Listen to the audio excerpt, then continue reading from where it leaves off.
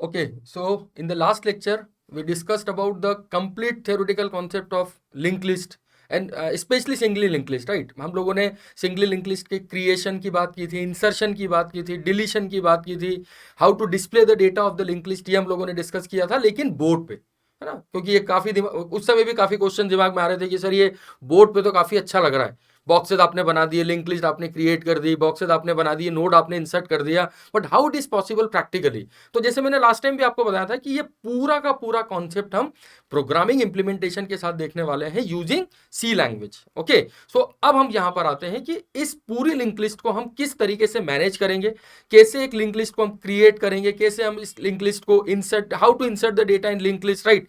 तो सबसे major important concept यहां पर आप समझने की कोशिश करना, स्टैटिक डेटा स्ट्रक्चर में हमारे पास एक अरे ऑलरेडी था, हमें केवल उसको डिक्लेयर करना था, एंड वी गॉट एन अरे इन द मेमोरी।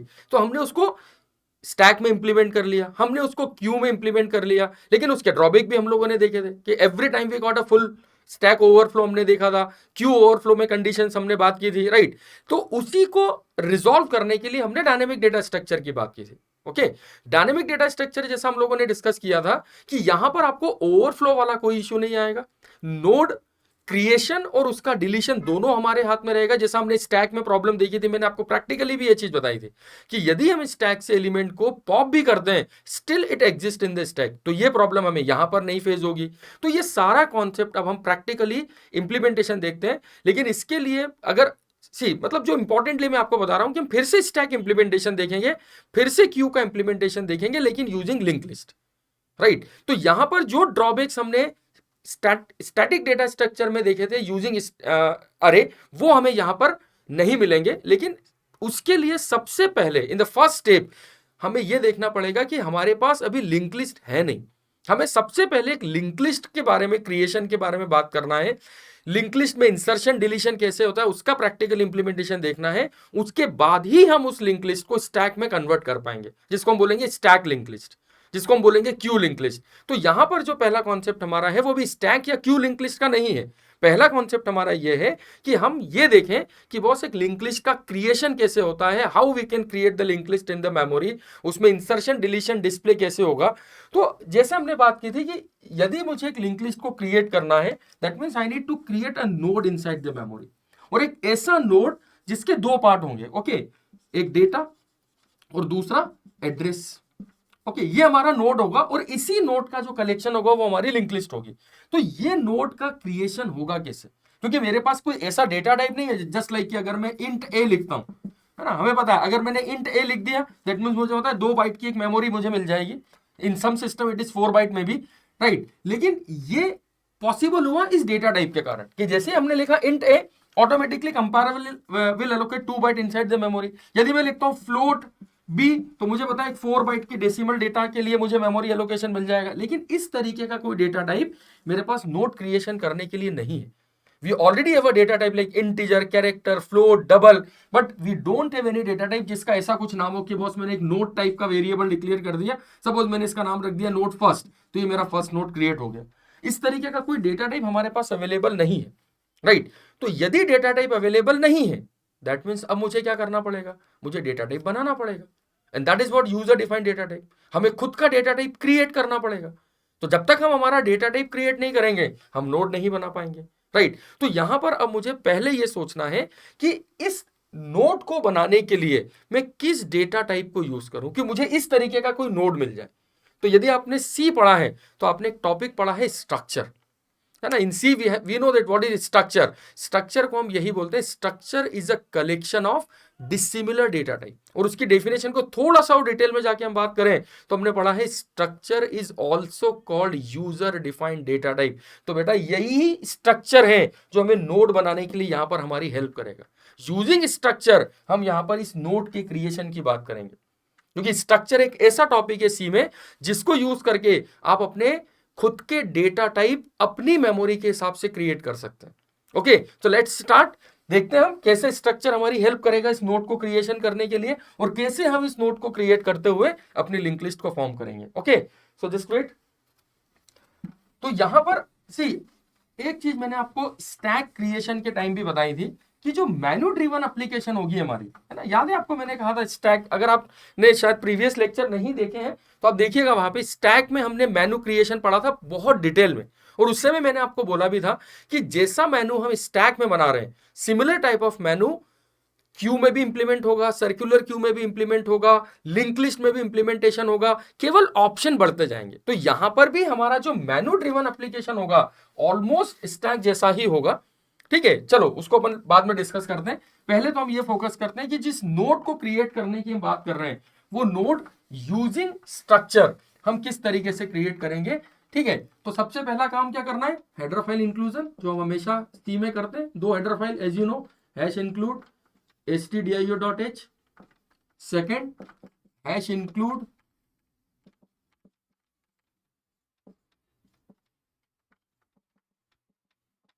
conio.h। ओके, और अब मुझे यहां पर सबसे पहले यह सोचना है कि मैं एक ऐसा स्ट्रक्चर कैसे डिजाइन करूं जिससे मुझे एक नोड मिल जाए, और ऐसा नोड जिसमें एक डेटा पार्ट हो और एक एड्रेस पार्ट हो। और यहां पर आप समझना, इस ये टॉपिक बहुत इंपॉर्टेंट है। एक बार अगर आपको अगले 10 मिनट में यह कॉन्सेप्ट समझ में आ गया तो फिर इसके बाद तो कुछ नहीं बचा, फिर तो आपकी लिंक लिस्ट आसानी से क्रिएट होगी, इंसर्ट होगा, डिलीट होगा, सब कुछ होगा।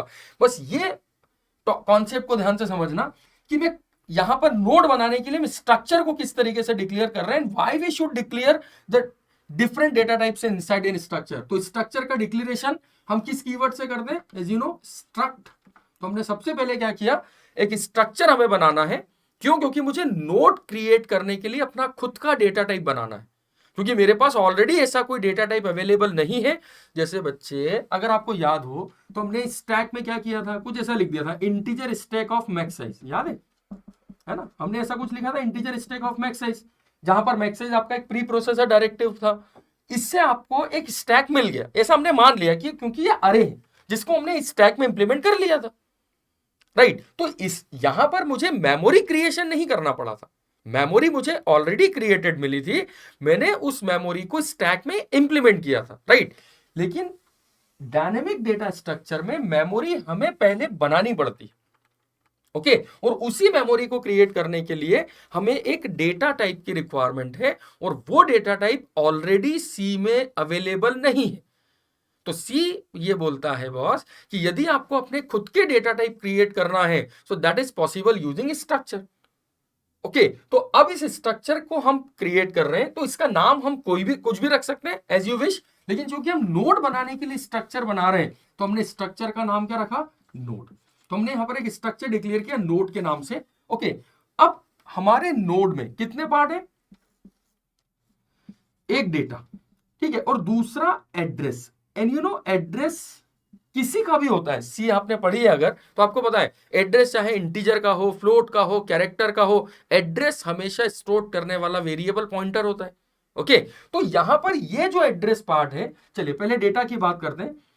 डेटा का टाइप इस बात पर डिपेंड करेगा कि आप अपनी लिंक लिस्ट में किस तरीके का डेटा चाह रहे हैं। यदि आप चाहते हैं आपको एक लिंक लिस्ट क्रिएट करना है for integer type of data, तो आप इस डेटा को इंटीजर टाइप का ले लीजिए। यदि आपको लगता है आपको लिंक लिस्ट क्रिएट करना है कैरेक्टर टाइप ऑफ डेटा के लिए, तो आप अपना डेटा कैरेक्टर टाइप का ले लीजिए। मैं जो यहां पर अभी लिंक लिस्ट क्रिएशन की बात कर रहा हूं, यहां पर हमारा डेटा होगा इंटीजर, मतलब मैं चाहता हूं इस तरीके की लिंक लिस्ट क्रिएट हो जिसमें हम 10, 20, 100, 50 इस तरीके के डेटा को स्टोर करें। तो हमने क्या किया, इस स्ट्रक्चर में सबसे पहला मेंबर डिक्लेयर किया इंट डेटा के नाम से। ठीक है, सबसे पहला मेंबर हमने डिक्लेयर किया इंटीजर टाइप, और जिस वेरिएबल का नाम हमने क्या रखा है, डेटा। मतलब ये हमारी नोट का वो पार्ट होगा जिसमें हम डेटा स्टोर करेंगे। अब बात आ रही है एड्रेस की, बस यही ध्यान से समझ लेना बेटा, है ना, ये सबसे इंपॉर्टेंट कॉन्सेप्ट है।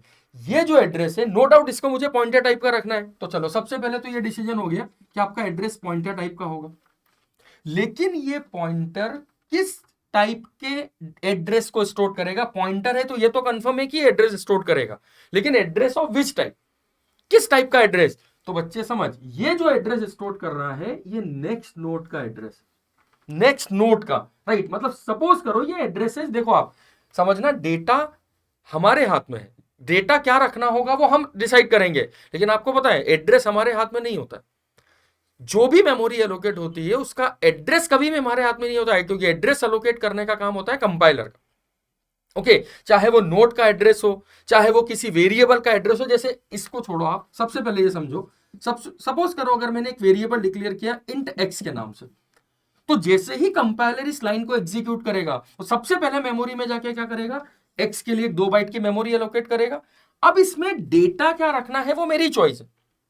Got my point? इस वेरिएबल का नाम क्या होगा वो मेरी चॉइस। जैसे फॉर एग्जांपल मैंने लिखा इंट एक्स इक्वल टू 100, तो 100 रखना है, 500 रखना है, ये मेरी चॉइस है।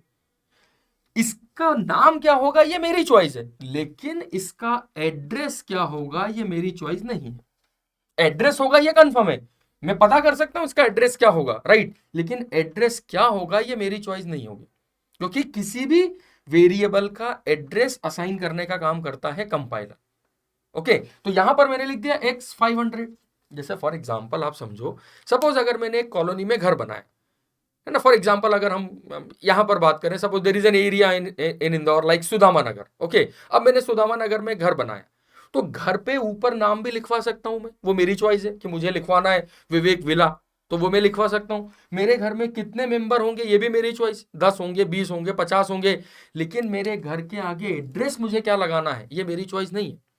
क्या अगर मैं घर बना रहा हूं सुदामा नगर में और मैं लिखूंगा कि बॉस 185 MG रोड हैदराबाद, तो वो मेरी चॉइस नहीं है। एड्रेस मुझे जो नगर निगम अलॉट करेगा वो मुझे वही एड्रेस अपने घर के आगे यूज करना है, राइट। तो ये एड्रेस डमी है, इट्स टोटली डमी एड्रेस। क्या होगा वो हम पता कर सकते हैं, देयर इज एन ऑप्शन, लेकिन ये एड्रेस आपके पास जो मिला है ये नोट वेरिएबल का एड्रेस है। तो जब ये वेरिएबल का एड्रेस है तो ऐसे ही जब मैं नोट क्रिएट करूंगा, ये वेरिएबल मैंने डिक्लेयर किया इंट टाइप का, तो मुझे ऐसी मेमोरी मिली। ये जो मेमोरी एलोकेट होगी वो स्ट्रक्चर के टाइप की होगी, लेकिन एड्रेस तो बच्चे इसका भी होगा, एड्रेस तो इसका भी होगा, ठीक है। ये सब डमी लिखे मैंने, ओके।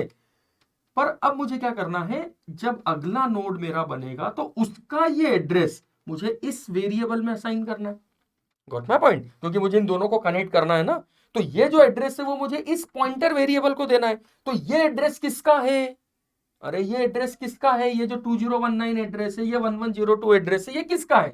ये स्ट्रक्चर के टाइप का एड्रेस है ना, ये स्ट्रक्चर के नोड का एड्रेस है। तो अगर ये स्ट्रक्चर के नोड का एड्रेस है तो इसको स्टोर करने वाला जो पॉइंटर होगा वो भी स्ट्रक्चर के टाइप का होगा, राइट। तो इसका मतलब ये है कि इस पॉइंटर को हम किस टाइप का डिक्लेयर करेंगे, हम यहां लिखेंगे struct node pointer eight.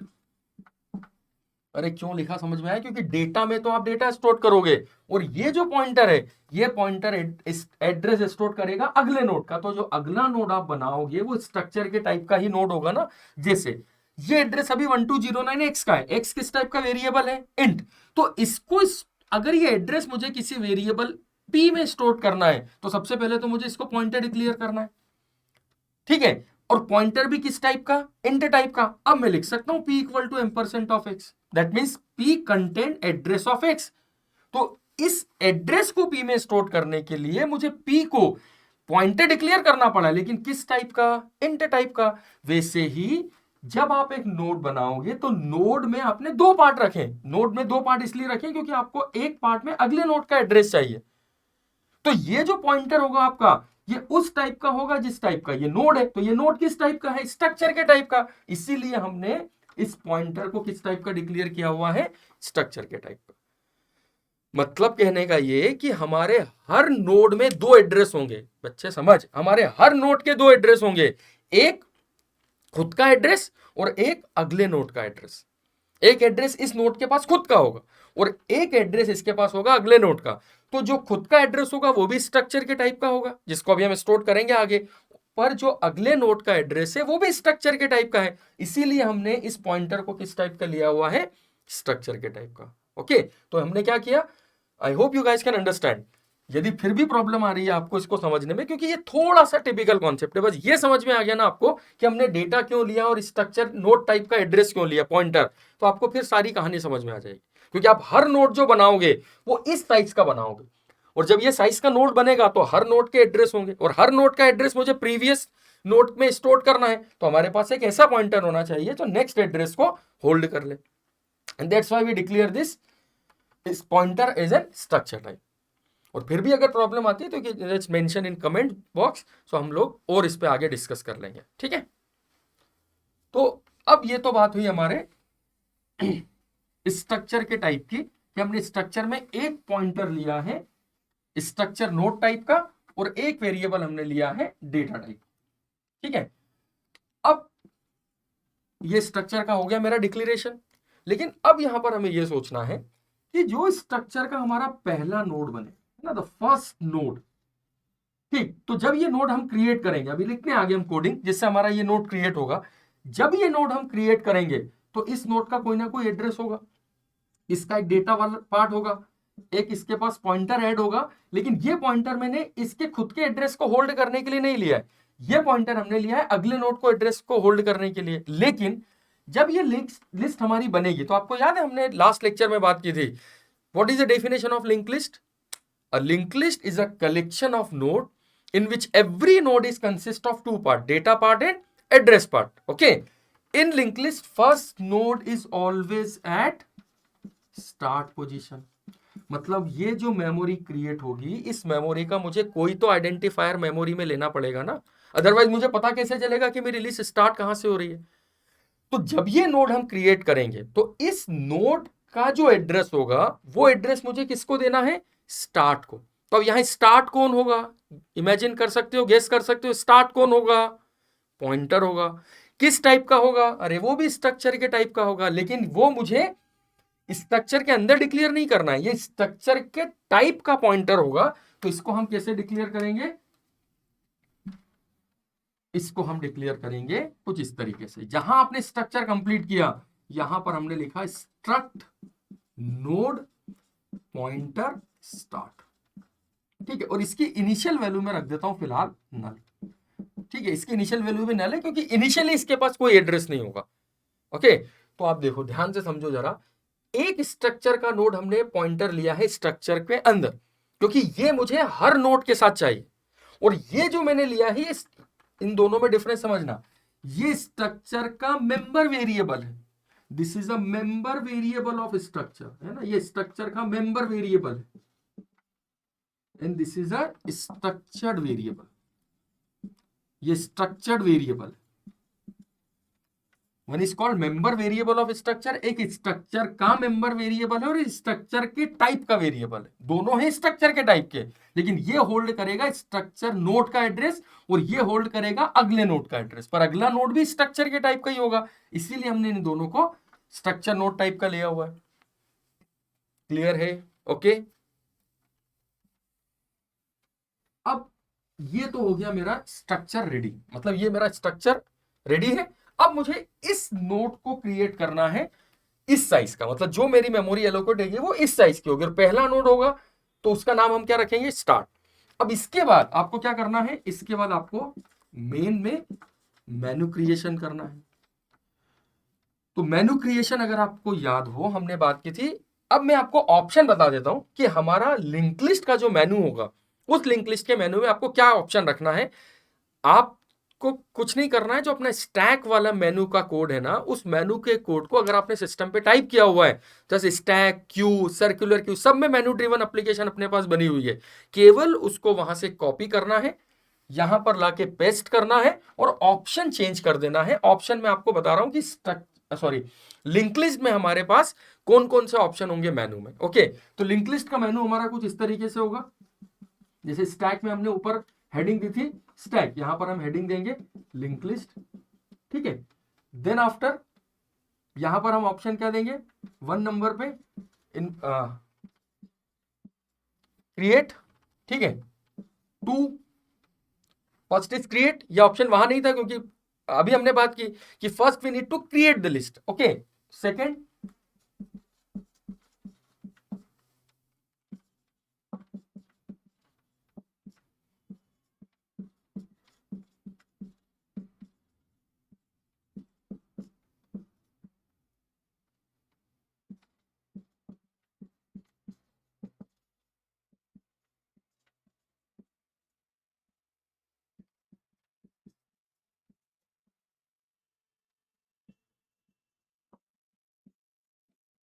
First option create, तो सबसे पहले हम लिंक लिस्ट क्रिएशन देखेंगे, insert on first, how to insert a new node in first position as we discussed in the last lecture. याद है वो बॉक्सेस बना के मैंने समझाया था आपको.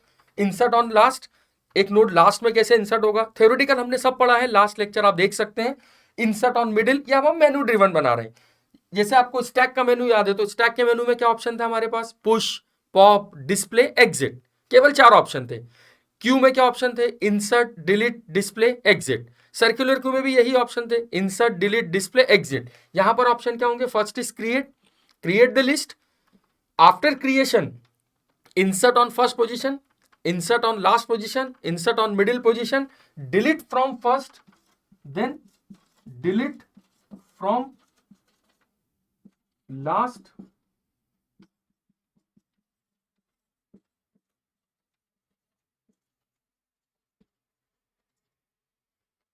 Delete from first, delete from last, delete from middle. और ये डिलीशन परमानेंट होगा क्योंकि लिंक लिस्ट जो क्रिएट होगी वो डायनेमिक होगी. ओके, एंड देन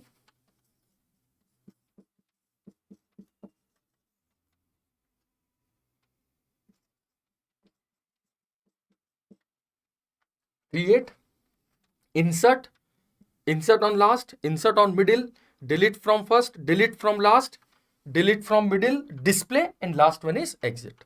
ये बेसिक ऑपरेशन है किसी भी लिंक लिस्ट के. इसके बाद तो फिर और भी ऑप्शन हम इसमें ऐड कर देंगे, searching, sorting, search the list, मतलब जो ऑप्शन अरे पे इंप्लीमेंट होते हैं वो सारे ऑप्शन हम लिंक लिस्ट में इंप्लीमेंट कर सकते हैं. Search an element in array, search an element in link list, sort an array, sort in. केवल डिफरेंस ये है कि अरे स्टैटिक डेटा स्ट्रक्चर है जहां लिमिटेड डेटा की बात होती है, link list dynamic data structure है जहां कोई लिमिटेशन नहीं है. वहां पर डेटा डिलीशन पॉसिबल नहीं है, कहां, स्टैक में, क्योंकि वो मेमोरी स्टैटिक मेमोरी है. यहां डेटा डिलीशन पॉसिबल है क्योंकि ये मेमोरी है जो हम क्रिएट करने वाले, ये डायनेमिक मेमोरी है.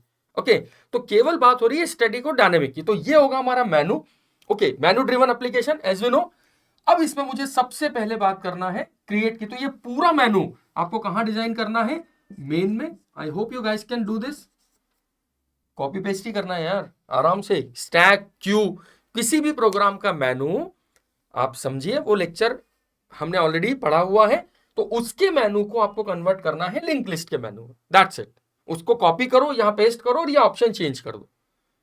ठीक है, जो डू वाइल लूप है उसमें आप, वहां पर हमने शायद डू वाइल लूप में वाइल 4 लिखा था, यहां पर आपको वाइल 9 लिखना है कि जब तक आप एग्जिट ना कर दें ये लूप चलता रहे. ओके, स्टिल अगर आपको कोई प्रॉब्लम आती है तो मैं फिर से मेनू ड्रिवन एप्लीकेशन आपको बता दूंगा, but it is not a rocket science. आप कॉपी पेस्ट ही करना, आप आसानी से कर सकते हैं.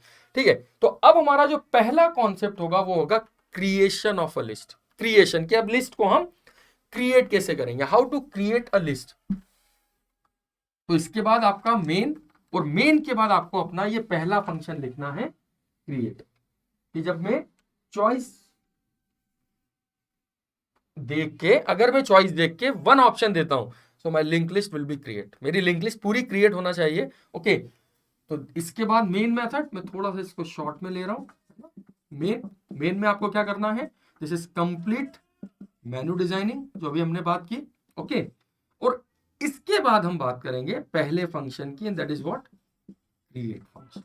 यहां पर हम सबसे पहले पहला फंक्शन क्रिएट करेंगे, how to create a list, कि अब लिस्ट को कैसे क्रिएट किया जाए. ओके, तो आप ये नोट कर लीजिए क्योंकि क्रिएट फंक्शन अपने आप में काफी बड़ा फंक्शन है, तो मुझे ये सब हटाना पड़ेगा. ओके, बस नोट इट डाउन.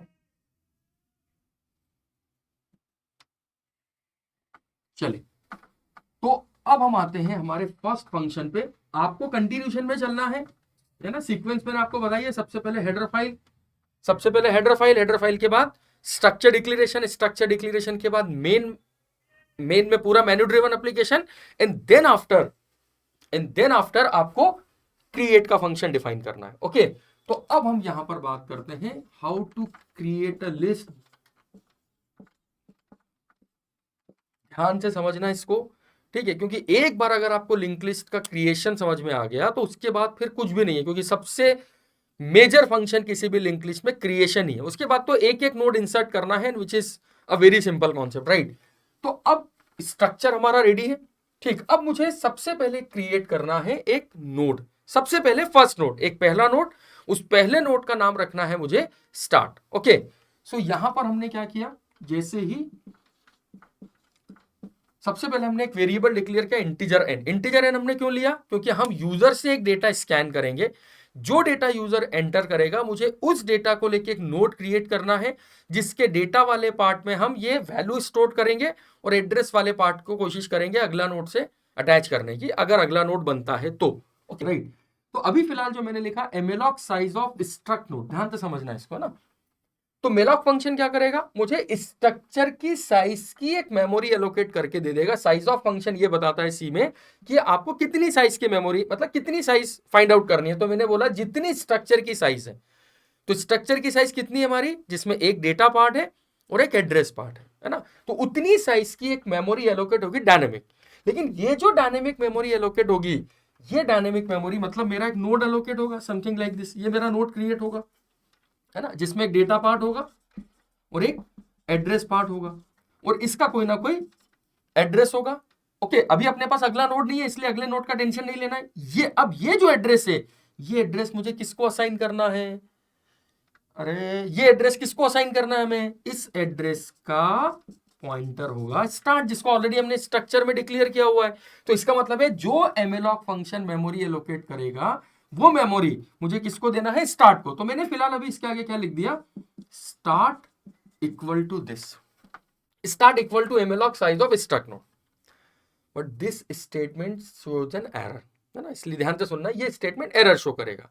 अब एरर क्यों शो करेगा, ओके, तो इसको रटना नहीं है, समझना है। इंटरव्यू में वो आपसे एक एक लाइन, एक एक स्टेटमेंट पूछेगा, ओके, तो इसको समझना है। तो अब आप देखो कहां प्रॉब्लम है।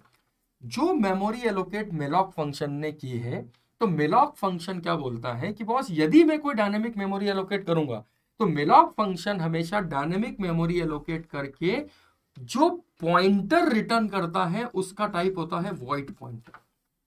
मेलॉक फंक्शन का रिटर्न टाइप क्या है, वॉइड पॉइंटर। मेलॉक फंक्शन जब भी डायनेमिक मेमोरी एलोकेट करता है, it always returns void pointer. ये बहुत इंपॉर्टेंट क्वेश्चन है इंटरव्यू का, ओके। ये स्टेटमेंट को समझना ध्यान से, जो मैं भी बता रहा हूं आपको। मेलॉक फंक्शन जब भी डायनेमिक मेमोरी एलोकेट करता है, it returns void pointer. The return type of malloc function is void pointer.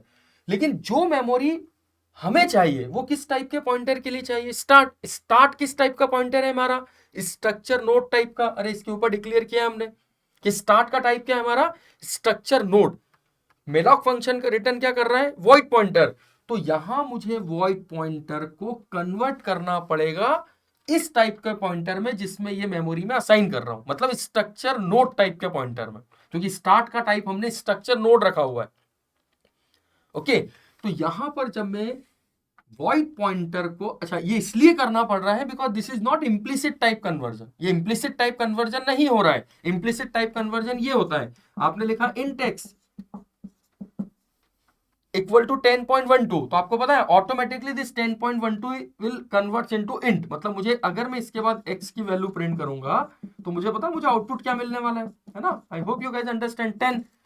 तो यहां क्या हुआ, ये वैल्यू है डेसिमल टाइप की, it is automatically converts into integer type, and this is what, यहां आपने कोई एक्स्ट्रा एफर्ट नहीं करें, this is automatically conversion, right. तो इसको बोलते हैं implicit type conversion, this is called implicit type conversion, okay. But here we need to convert this void pointer into structure pointer. तो अब इस स्टेटमेंट को प्रॉपर हम क्या लिखेंगे, स्टार्ट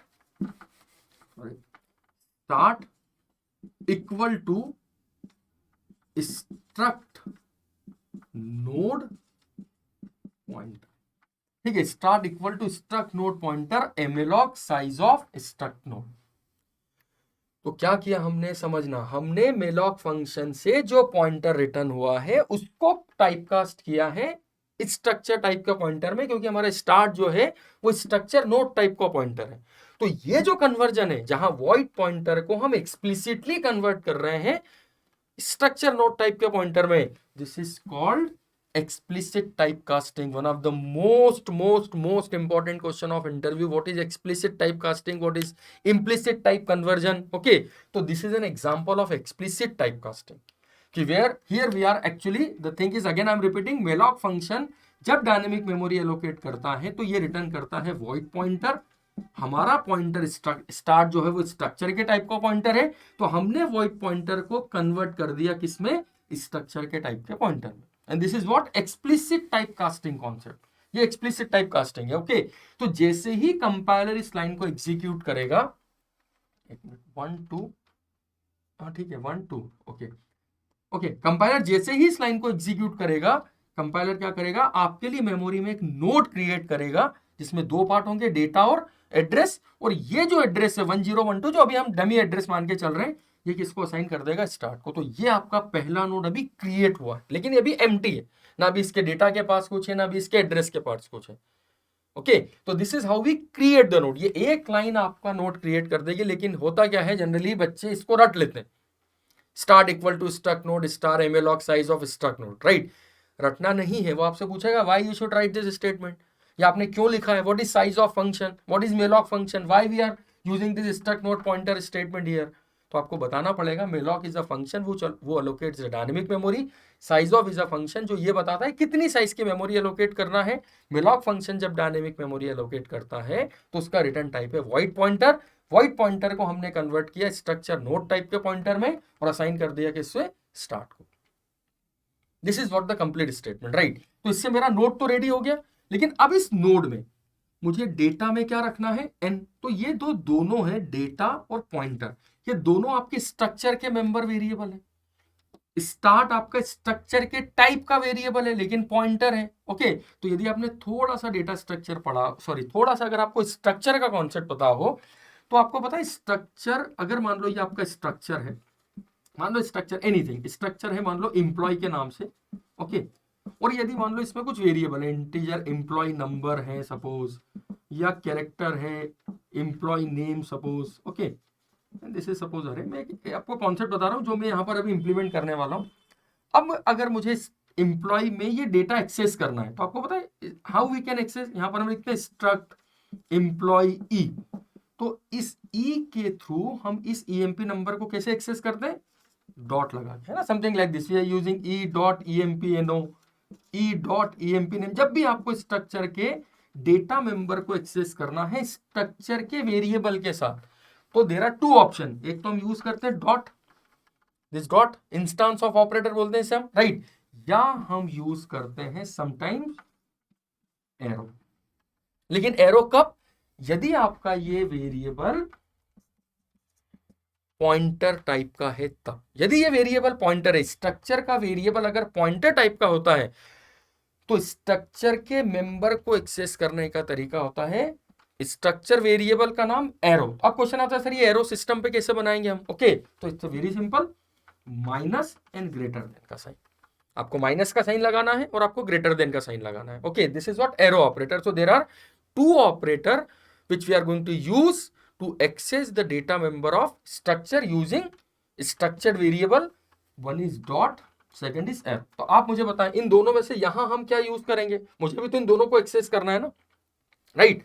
तो क्योंकि हमारा वेरिएबल जो है स्टार्ट वो पॉइंटर टाइप का है, तो मुझे क्या करना है, जो मेरा स्ट्रक्चर हमने डिक्लेयर किया था उसमें दो पार्ट है, डेटा और एड्रेस, है ना। जो हमने ऊपर स्ट्रक्चर बनाया है, हटा दिया मैंने अभी, उसमें डेटा और एड्रेस पार्ट है।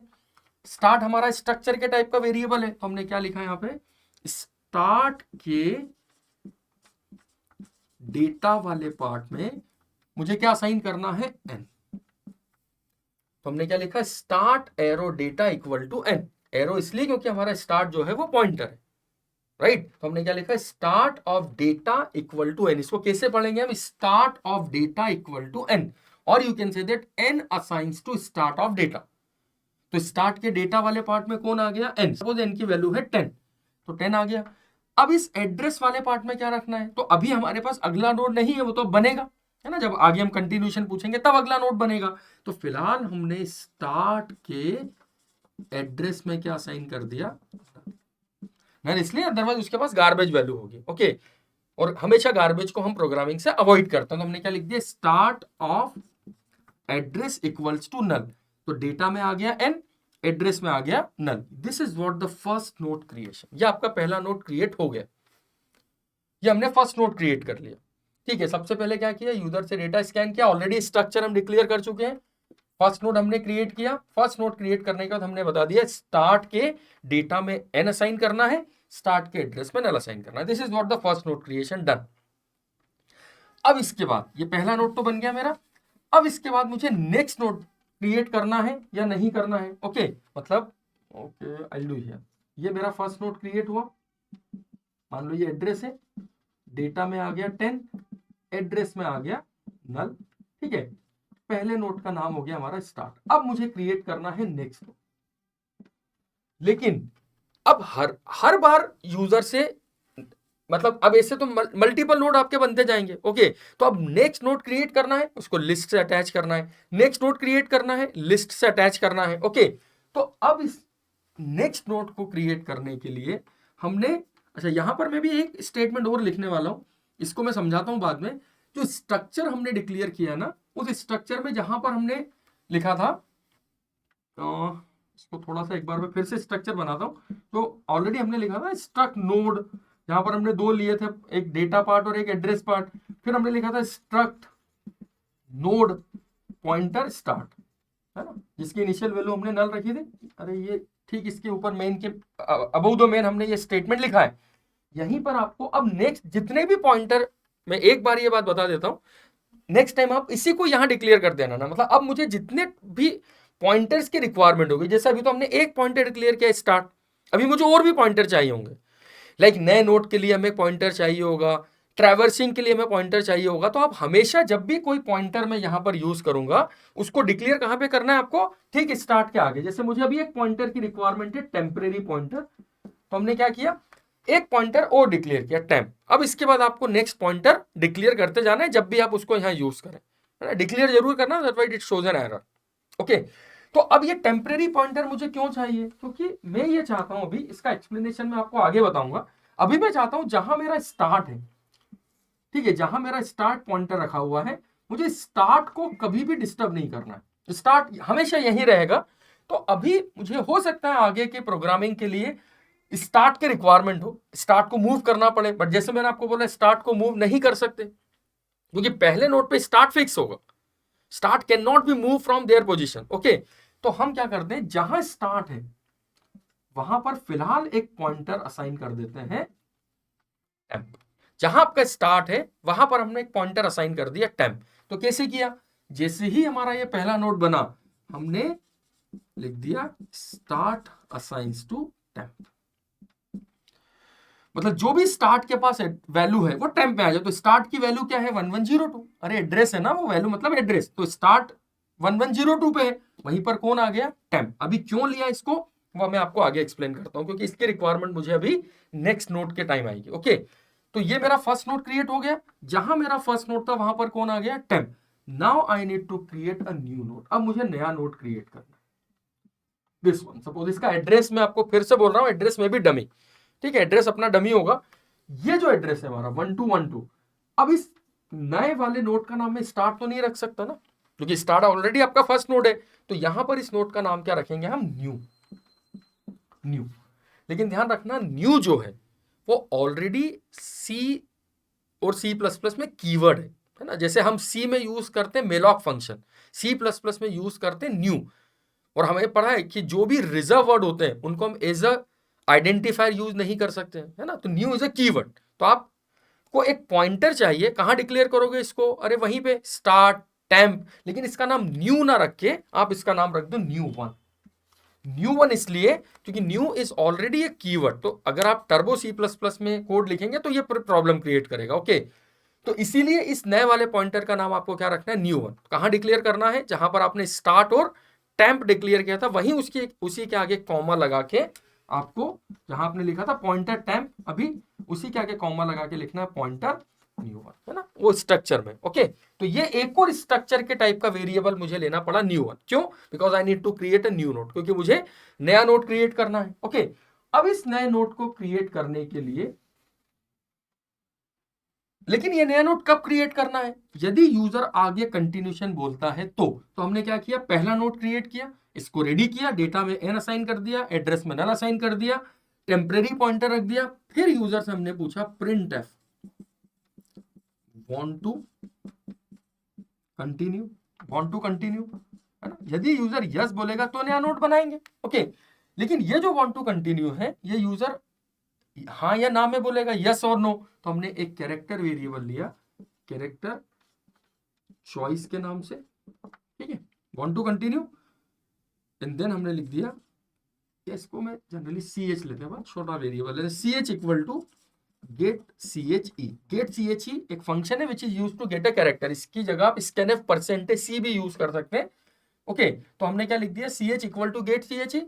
अब यदि मान लो यूजर यस बोलता है, ओके, यदि यूजर ने बोला yes I need to create a new node, तो मैं क्या चाहता हूं कि ये जब तक यूजर यस बोलता रहे तब तक नए नोड क्रिएट होते जाए, राइट। तो हमने क्या किया, एक लूप लगा दिया, जब तक सी एच की वैल्यू y है, या कैपिटल Y भी हो सकती है ना, यूजर की चॉइस है, वो कैसे भी दे सकता है।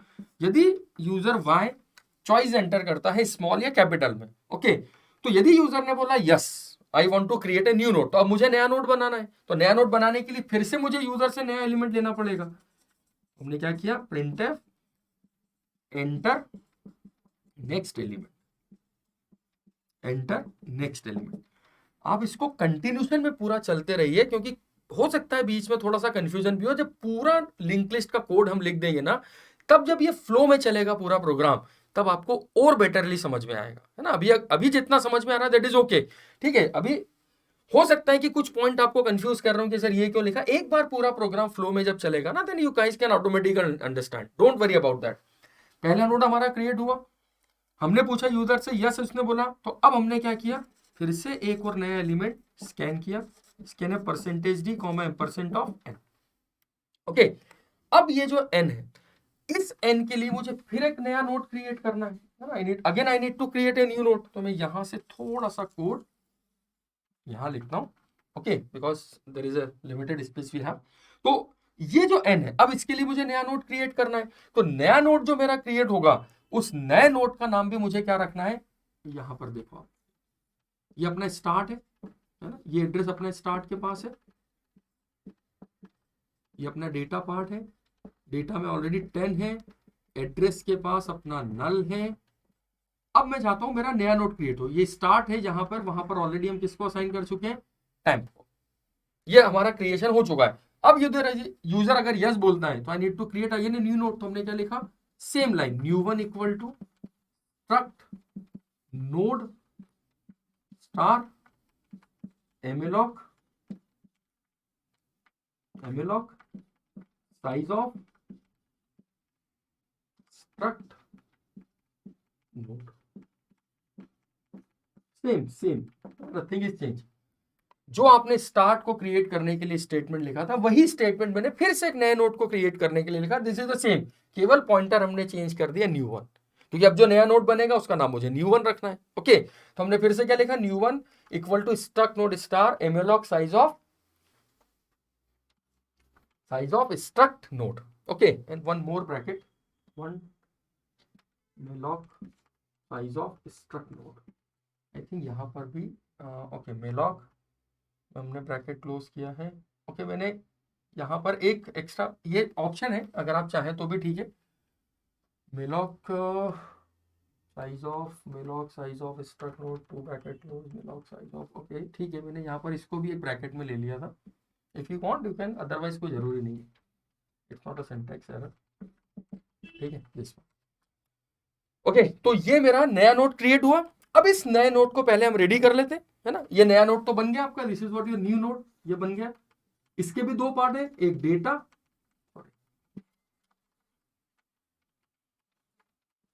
ये अपना नया नोड क्रिएट हुआ,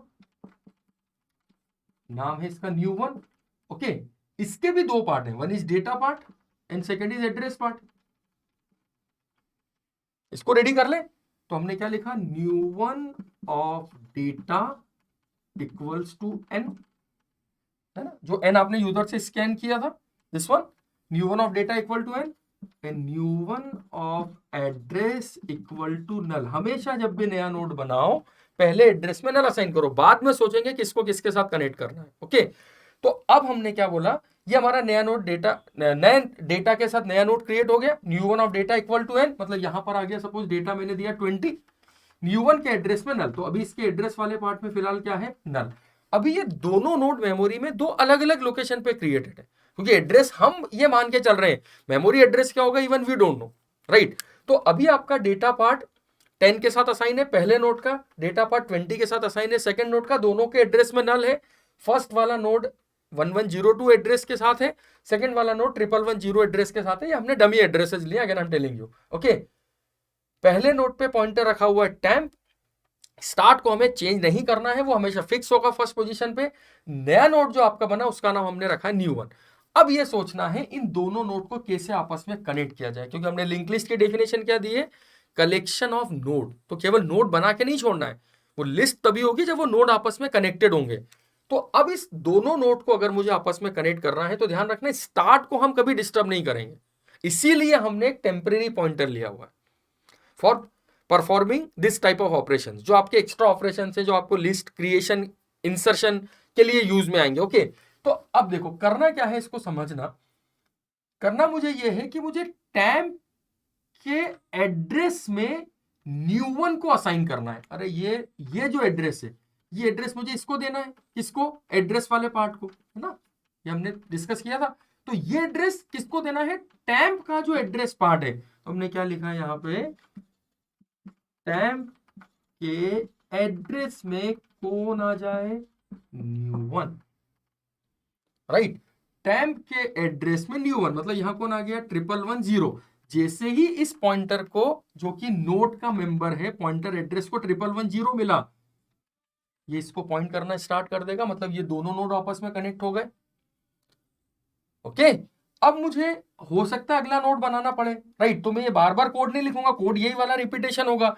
तो हमने क्या किया, टेम्प को एक स्टेट आगे मूव करना है मुझे, मतलब अभी टेम्प है 1102 पे, मुझे टेम्प को लेके जाना है 1110 पे। तो जब भी एक पॉइंटर को आगे लेके जाना है, इस टेम्प के पास अगले नोड का एड्रेस अवेलेबल है, तो हम टेम्प को क्या बोलते हैं, आप अभी जिस एड्रेस पर हो उस एड्रेस से आप चले जाओ 1110 पे। तो कैसे जाएगा ये टेम्प आगे, तो हमने क्या बोला, टेम्प इक्वल टू, टेम्प में असाइन हो जाए कौन, खुद टेम्प का एड्रेस। टेम्प के पास, टेम्प के एड्रेस वाले पार्ट में जो है वो टेम्प को मिल जाए। तो टेम्प के पास अभी कौन है, 1102। टेम्प के एड्रेस वाले पार्ट में कौन है, 1110। हमने बोला जो टेम्प के एड्रेस पे है वो टेम्प में आ जाए। तो टेम्प के एड्रेस में 1110 है, वो टेम्प में आ गया, मतलब मेरा टेम्प कहाँ आ गया, यहाँ पे। अब मैंने न्यू1 उससे हटा दिया, क्योंकि वो नोड अब नया नहीं रहा, हालांकि न्यू1 पॉइंटर अभी वहां पर है, बट वो हमारे लिए कोई काम का नहीं है। ये मेरा टेम्प नेक्स्ट नोड पे आ गया, समझ में आया, क्लियर हुआ। क्या किया हमने, नया नोड क्रिएट किया, नए नोड के डेटा में एन असाइन किया, एड्रेस में नल असाइन किया, ठीक है। टेम्प के एड्रेस में न्यू1 को असाइन किया, क्यों, क्योंकि मुझे टेम्प जब तक यहां था अपना, इसके एड्रेस में न्यू1 को असाइन किया, टेम्प को आगे मूव कर दिया, इसलिए क्योंकि अब अगले नोड के लिए भी मुझे मेरा टेम्प पोजीशन पे चाहिए, ओके। फिर हमने यूजर से पूछा printf want to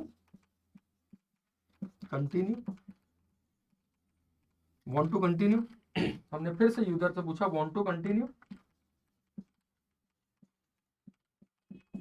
ठीक, and then again ch equal to get ch की, मतलब लूप के अंदर हमने फिर यूजर से want to कंटिन्यू पूछ लिया। ये लूप चल रहा है अपना, ठीक है।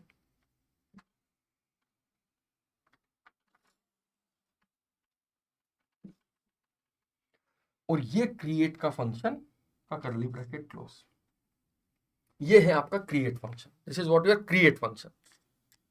थोड़ा सा टिपिकल है आई नो, लेकिन इजी है, आप थोड़ा स्टेप बाय स्टेप चलेंगे आपको समझ में आता जाएगा। अब एक काम करते हैं, हम इस पूरी प्रोसेस को एक बार शुरुआत से समझते हैं। स्ट्रक्चर अपना रेडी है, अब यहां पर हम पूरी लिस्ट क्रिएट करते हैं विद द डेफिनेशन। हमने क्या बोला था, एक बार लिंक लिस्ट के डेफिनेशन में फिर से रिपीट कर रहा हूं। Link list is a collection of node in which first node is always at start position and the address of last node is null. This is what the definition we have discussed in the last classes. Okay, तो अब इस जैसे ही आप choice को देख के create function call करेंगे, सबसे पहले आपसे एक नंबर मांगा जाएगा। सपोज मैंने n में वैल्यू असाइन की 10, अभी मेरे पास n में 10 असाइन है, मुझे इसको लेके एक नया नोड क्रिएट करना है। ये ऑलरेडी हम डिस्कस कर चुके हैं, this statement will create a new node for you. इसने आपको नया नोड बना के दिया, ये मेरा नया नोड, फर्स्ट नोड सॉरी, ठीक है, ये नया नोड बना, इसके डेटा पार्ट में और इसके एड्रेस पार्ट में फिलहाल कुछ भी नहीं है। स्टार्ट ऑफ डेटा में हमने ये मेरा जो एड्रेस है ये किसको मिल गया, स्टार्ट को, ठीक, ये स्टेटमेंट हम डिस्कस कर चुके हैं, इससे आपका नया नोड क्रिएट होगा। मेलॉक फंक्शन का return type each and everything हम लोगों ने बात की है। अब देखो आप, पहला नोड जब आपका क्रिएट हुआ, इस नोड पे कौन सा पॉइंटर असाइन हुआ, स्टार्ट। हमने क्या बोला, स्टार्ट के डेटा में n, तो स्टार्ट के डेटा वाले पार्ट में n आ गया, सपोज दिस इज 10। स्टार्ट के एड्रेस में नल, स्टार्ट के एड्रेस वाले पार्ट में नल आ गया, ओके। अब हमने एक टेम्परेरी पॉइंटर कहां पे रखा है, स्टार्ट पे, मतलब यहां पर आ गया आपका टेम्परेरी पॉइंटर, इसलिए क्योंकि हमें स्टार्ट को डिस्टर्ब नहीं करना है। फिर यूजर से पूछा वांट टू कंटिन्यू, अगर उसने यस बोला, ch की वैल्यू अगर y है, यस या नो, y या n में देगा, यदि उसने y बोला, फिर हमने एक नया एलिमेंट लिया, सपोज अगली बार आपने एलिमेंट लिया 20, इस नए एलिमेंट को लेके फिर नया नोड क्रिएट हुआ, new one equal to struct node, ये आपका नया नोड क्रिएट हुआ, this is a new node, ठीक है। इसको एक काम करते हैं थोड़ा सा और डिजाइन में,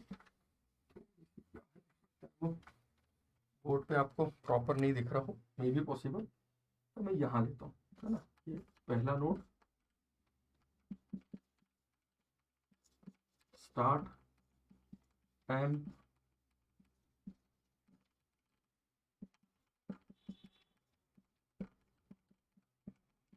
this one is second node, data address, ठीक है,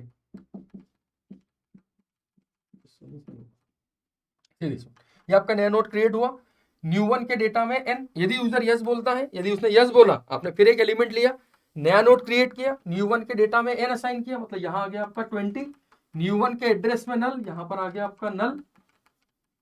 अब ये जो टेम्परेरी पॉइंटर हमने लिया था, हमने क्या लिखा, टैम्प के एड्रेस में न्यू वन, तो टैम्प के एड्रेस में न्यू वन मतलब कौन आया, 1109, so this will attach with this node, right.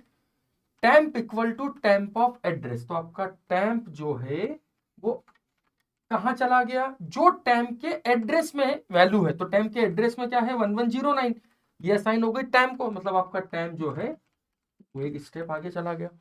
फिर आपने यूजर से पूछा वांट टू कंटिन्यू, उसने फिर यस बोला, एक और नोड क्रिएट करते हैं, यस बोला, लूप फिर यहाँ आएगा, फिर आपसे एक नया एलिमेंट मांगेगा, फिर नया एलिमेंट आपने आपकी बार दिया, सपोज ये नोड में यहाँ क्रिएट कर रहा हूँ, सपोज ये आपने एलिमेंट नया नोड, सपोज सॉरी आपने एलिमेंट दिया मान लो n में 30, इसके लिए फिर एक नया नोड क्रिएट होगा, ये नया नोड क्रिएट हुआ हमारा, इसका एड्रेस सपोज मैं रख देता हूँ 2109, ओके।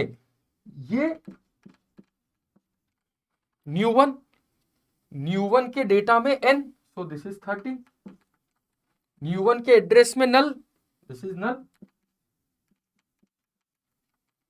C this one. अब आपका टैम्प जिस पोजीशन पे, ध्यान देना, टैम्प के एड्रेस में न्यू वन असाइन हो जाए, मतलब टैम्प के एड्रेस में यहां जो नल था उसकी जगह आ गया 2109, सो this is attached with this, आया समझ में, इसीलिए हम टैम्प को आगे मूव कर रहे हैं। टैम्प, अब देखो ये टैम्प ने अपना काम इस नोड के लिए तो कर दिया, अब टैम्प रेडी हो गया नेक्स्ट के लिए, temp equal to temp of at, मतलब टैम्प का एड्रेस टैम्प पे असाइन हो गया, मतलब ये टैम्प यहां से यहां पर आ गया। फिर वांट टू कंटिन्यू, अगर आप यस बोलते जाएंगे ये लिस्ट क्रिएट होती जाएगी, there is no limitation, first node, second node, third node, fourth node, there is no overflow condition you will find here.